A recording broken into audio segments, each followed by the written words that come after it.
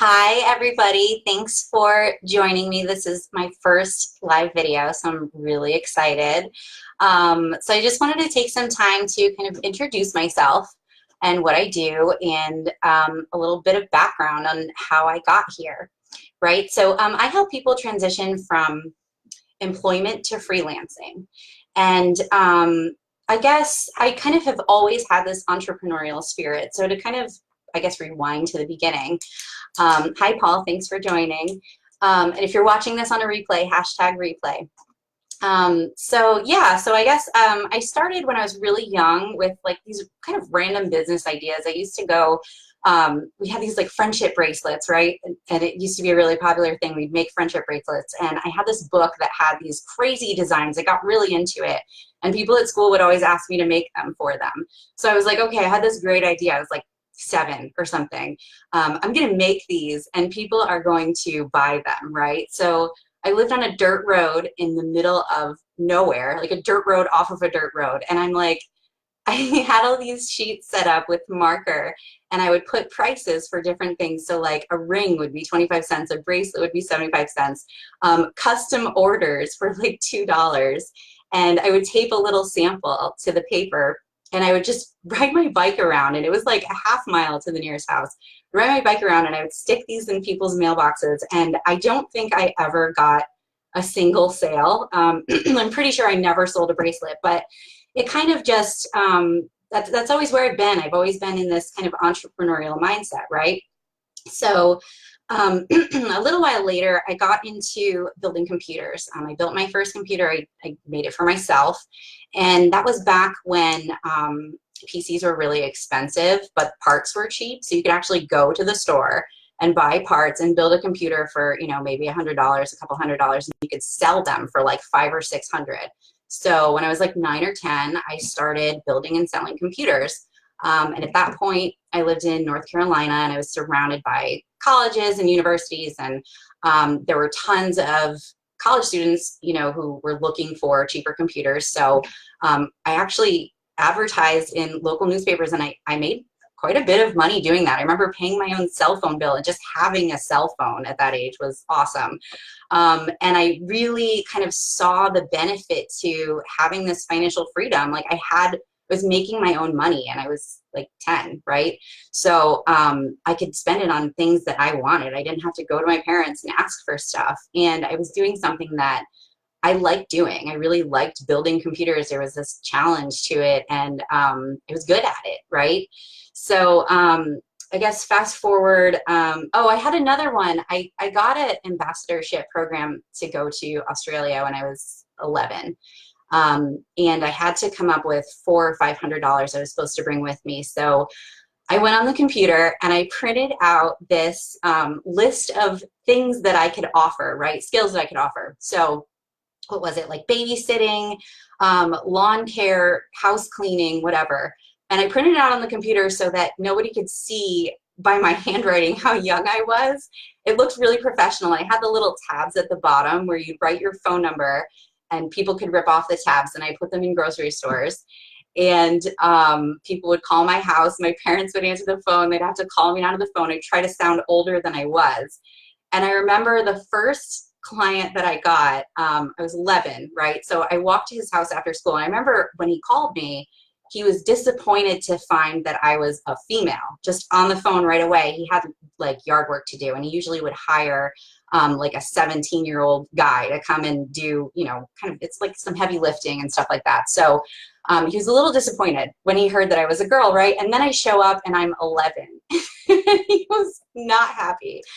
And I was like, okay, just, show me what you want me to do, and then let me do it. And if you're not happy with the work that I'm doing, just don't pay me, I just let me try, right? So he gave me this almost insurmountable list. I mean, I don't know what I think he was kind of trying to drive me away from, or just to kind of prove that I couldn't do it, right?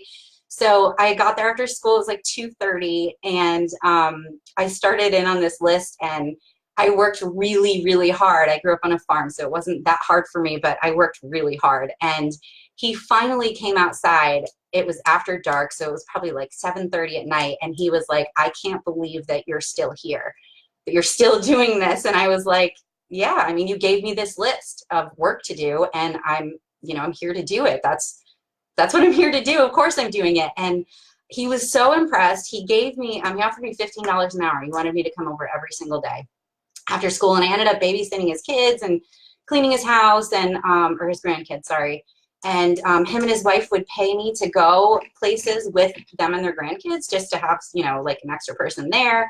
So I got to do some like really fun stuff. And $15 an hour at 11 years old, I think I made, I don't know, like $3,000 in just a couple months. It was amazing, right? So that really kind of, I guess that's the foundation of my entrepreneurial spirit, right? So then I got into high school, and I did really well in academics, but I wanted to do something different. I didn't feel like that was going to benefit me in the long run so much. I can learn this stuff on my own. It's not going to, I'm not really getting any skills from this, right? So I went to my guidance counselor, and I asked if I could go to VOTEC, like to BOCES, to do vocational studies.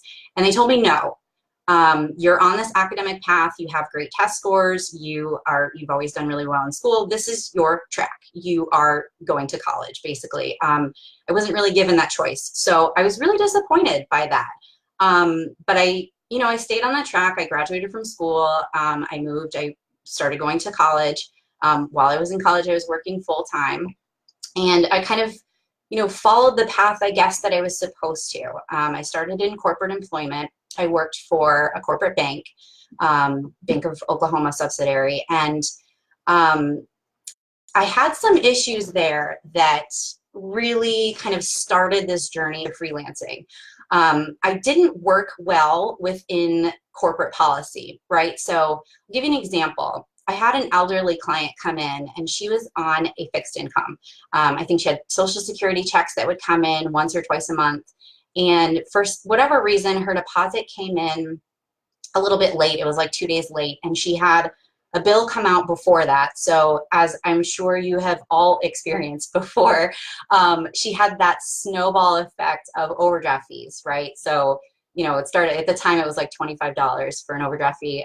It snowballed into like $400. So she's going through her check register. She clearly had everything mapped out exactly as it was supposed to be. And again, fixed income. So, she knows exactly how much is coming in, exactly how much is going out, and what she can afford. And she wasn't spending any extra money, and she tracked it really well. But this happened, and it wasn't the bank's fault that this happened. We weren't in charge of the deposit. They just had, for whatever reason, sent it out late. And she wasn't, she was an elderly woman. She wasn't going on her app, on her smartphone to check her balance online. So she didn't know that it came in late. So she did everything right, but the bank wasn't at fault. And we're not supposed to refund overdraft fees in that type of scenario. But there was no way that she was going to get ahead, right, without some kind of help. So I talked to my boss, and he was always kind of on the same level as me. I don't think either one of us really ever belonged in corporate employment, but we ended up refunding her everything, and we both got in a lot of trouble for it. And that was kind of a regular occurrence there. So I started to notice this trend, right, in corporate employment where there's this short-sightedness, okay? So we lost, maybe $300-400 of revenue by refunding her that. But she developed such a strong sense of loyalty, not just to our bank, but to our specific branch and me and that manager as individuals. And about a year later, she had a windfall, and she came in and brought, I think it was like $45,000. She brought all of those deposits to us. There was a bank right across the street. This was in 2008, so banks were looking for deposits. There was a bank right across the street that had like an 8% CD that she should have gone with. It was a way higher return than what we were offering. And she was like, I like you guys. You've always been there for me. I want to bring this money here. I trust you. So we ended up, she also brought her son and her son's wife in. They ended up securing a mortgage through us and a home equity loan. We ended up making a ton of money from that, right? But really, I mean, when we got in trouble for refunding those overdraft fees, it was like this $300 loss, when in reality, we made thousands of dollars in the long run by, doing the right thing and investing in these clients and doing what was right for them. So I really started to see this trend, right? There's this corporate mindset where you are, you're working for shareholders.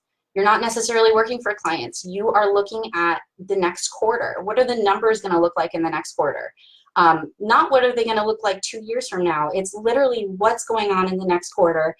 What can we show our shareholders? And it's all short term. So you don't really get to focus on building a business that provides value and has the right type of growth, right? And it also just didn't really sit well with me. I worked for another company in the corporate space after that, and it was the same thing. It was like, you're working for the shareholders, you're trying to make money for them, and that's it. And that's not where I don't have passion in that, and I don't really think most people do. I mean, you can work a corporate job that you absolutely love, and you know, the job I had after that was in the IT space. I love the people I worked with. They actually created a title, a specific job for me based on my particular interests and my talents, and it was great, but I wanted to leave anyway. And I was planning on moving back to New York. This job was in California, and I kind of used that as an excuse to leave. So like, I'm moving, I have to quit this job, right? And they gave me like 4 different offers that were incredible. And I kept turning them down, and and I was saying, you know, I'm moving, period. There's no way, you know, whatever. They finally offered me a position where I would be able to move, I would work from home, and they would pay for me to travel there, you know, once every month or two to work in the office. And so I'd get like basically free trips to California once every couple months. I could spend time with my family out there, and I could still work from home. And I kind of took a step back, and I was like, I still want to turn this down. Even though I'm using moving as an excuse, and this totally accommodates me moving, I still want to turn it down because it's not something that I love. So I ended up moving, and I did work